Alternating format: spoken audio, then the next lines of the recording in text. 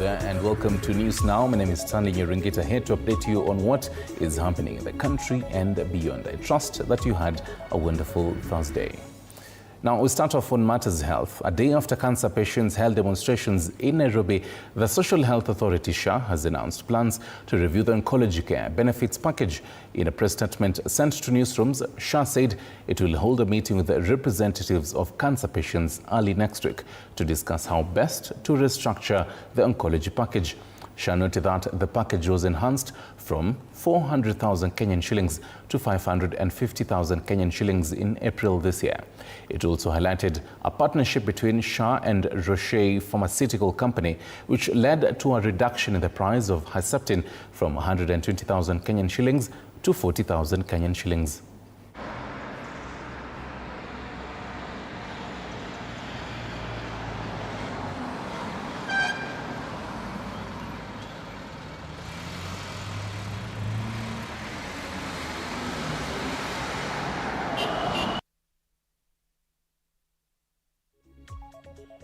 All rights groups and activists are demanding the immediate release and safe return of two Kenyan human rights defenders, Bob Njagi and Nicholas Oyo, who were abducted last Wednesday in Kampala, Uganda. Condemning the abduction, the pressure groups and activists described the incident as part of a growing trend of cross-border repression. They're now calling on Ugandan authorities to immediately disclose the whereabouts of the two men, guarantee their safety, and ensure that they are granted access to legal representation and communication with their families.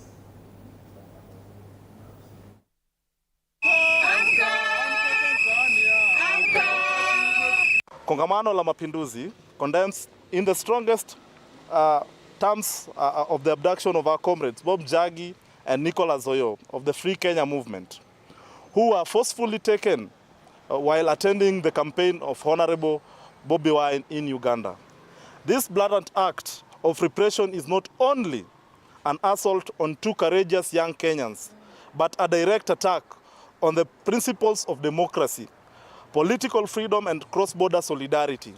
Their abduction is a part of a wider pattern of silencing dissent, criminalizing progressive voices, and weaponizing state machinery against those who dare to dream of a just and free society. The Ugandan government, under Yoweri Kaguta Museveni regime, has consistently used abductions, arbitrary arrest, and intimidations as tools to suffocate the opposition and cling to power, like that of Sam Mugumya. Today, this violence has crossed borders, targeting Kenyans. To politics now, and former Interior Cabinet Secretary Dr. Fred Matiang'i has lashed out at President William Ruto, accusing him of lying to Kenyans and making empty promises. Speaking in Kiambu County during a public engagement, Matiang'i accused the president of normalizing dishonesty instead of being accountable to the people of Kenya. He told the gathering that his interest in the presidency is not about seeking a job or money, but about commitment to fixing Kenya.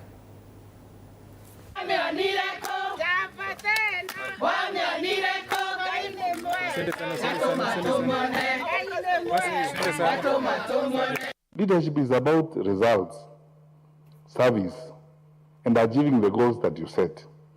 We don't have the luxury as a country to engage in the romance of lying, lying to each other. I said this in 2022, that there's an outbreak of lies during the campaign. You have seen themselves yourself. You are told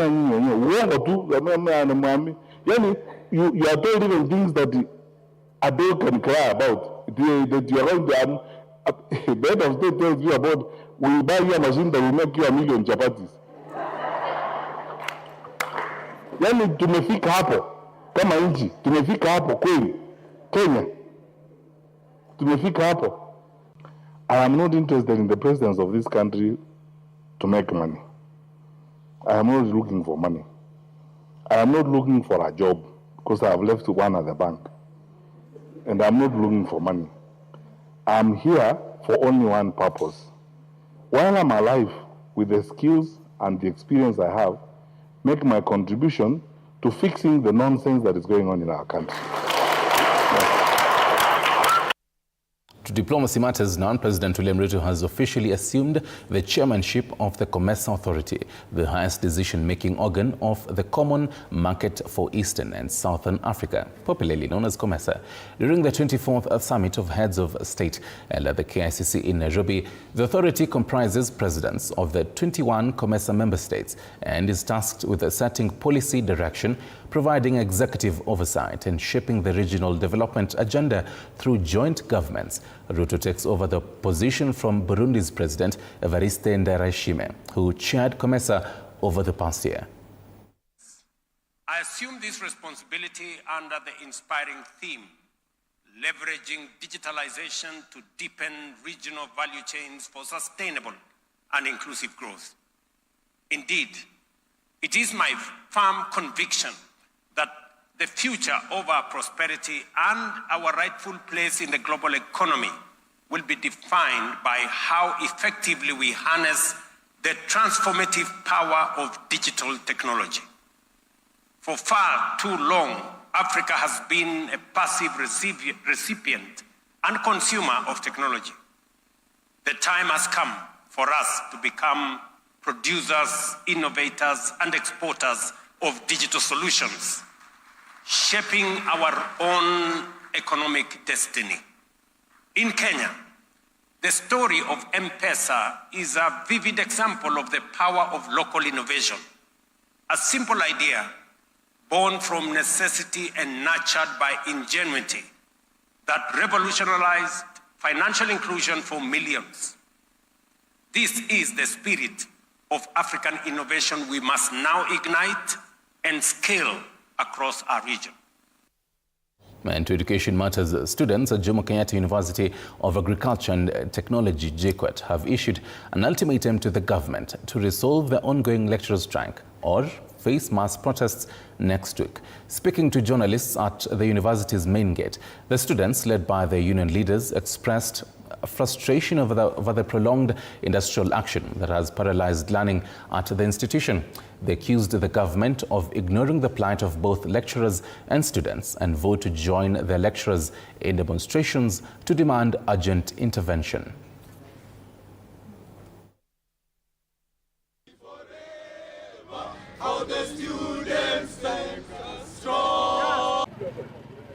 This crisis is not merely an inconvenience. It is a direct attack on our academic and financial stability. We urge both parties to recognize the unbearable cost this stalemate is imposing on the youth of this nation. The consequences of these prolonged industrial actions are immediate, severe, and cannot be ignored, and they include: number one, sacrificed right to education. Our constitutional right to access quality education is being put on a hold indefinitely. The foundational purpose of our presence on campus is learning, which has been suspended by a dispute we did not create. Number two, massive increase in student and parental expenditure. Students remain on campus incurring costs for accommodation, feeding, and utilities. This translates into a substantial and unwarranted increase in students and expenditure, forcing families who have budgeted for a specific academic calendar to stretch their already tight finances. Right. Now listen to this. More than 3.7 million working Kenyans, representing about 15% of the country's workforce, are living with mental health conditions. This is according to findings from the newly launched Mental Health Strategic Action Plan. This report, unveiled by the Ministry of Health in partnership with the Johnson & Johnson Middle East, highlights the urgent need to strengthen Kenya's mental health systems. The launch also marked the rollout of the Kenya Mental Health Project, an ambitious initiative aimed at expanding access to mental health services, tackling stigma, and empowering communities through awareness and education. Health officials say the project will focus on training 5,000 community health promoters to identify, manage, and refer mental health cases at the grassroots level. As Johnson & Johnson, we are focused on building the capacity to link communities to care. So how do we get our patients who are in the community screened and referred into the primary care level? How do we give basic mental health education to our frontline health workers in level 2 and 3, and then how do we provide specialist training for nurses, psychiatric nurses at level 4, and our aim is to have at least one psychiatric nurse per primary care network across the country. We are talking about 5 to 10 million Kenyans suffering with mental illness. We actually have, if you have checked the task force on mental health, we are saying that 25% of all outpatients tend to have a mental disorder, and as much as high as 40% of all inpatients, those who attend our inpatient services in the country, have a mental health disorder. So the burden is quite high.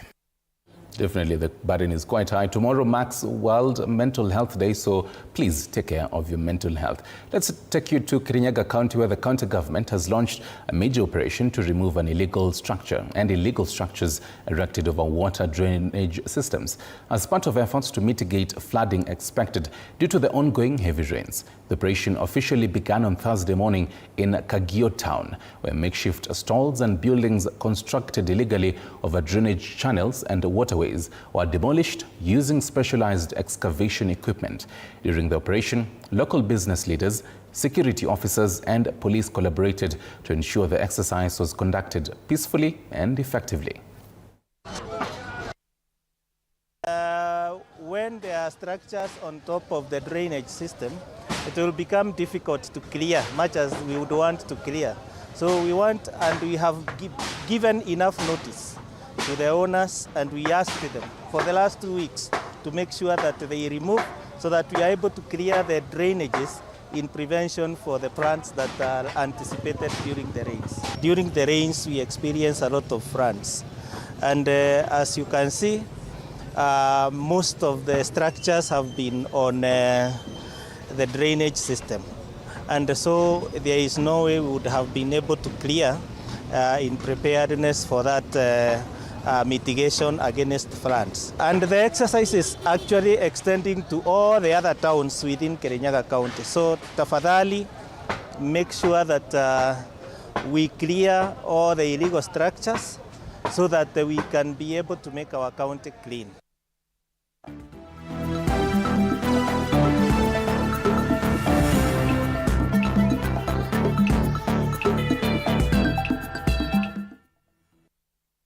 And to the wonderful world of sports, the Kenya Prison Service on Thursday evening hosted a colorful ceremony at the Prison Staff Training College, PSTC, to honor its top athletes for their outstanding achievements across various sporting disciplines.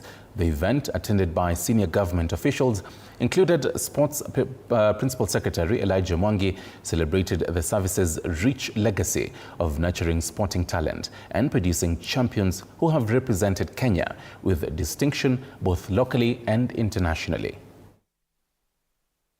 PS and the management of Kenya Prison Service, in liaison with our minister, the president, to see to it that we can develop. Of course, he has given directive that we do a stadium for the Kenya Prison Service.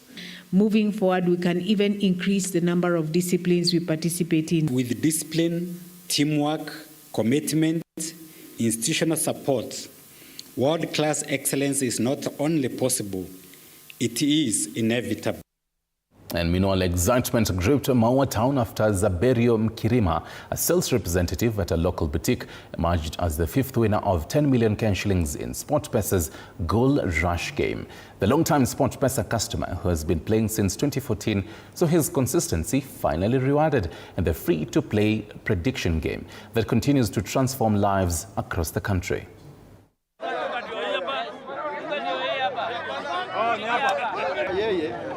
Sasa na SportPesa kutoka 2014 nimepata tu bonus ya jackpot, bonus ya Goal Rush bonus, na hii sasa ya mwisho imekuja ikiwa yote. Goal Rush ni kona karibu mwaka nikisesa, na nimekaribia mara mingi, nikipata mbili, nikipata moja.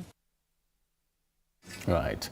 kudos to him, definitely. This does it for TV47 News Now. My name is Stanley Nyaringta. Joshua and Sarah will be with you at 7 p.m. giving you more details, and then I'll be with you at 9 p.m. And then your weekly dose of environmental matters on Green Fix, focusing on what you need to know about planting trees. Speaking of which, tomorrow marks Mazingira Day. Go out there and plant a tree at a primary school nearby you.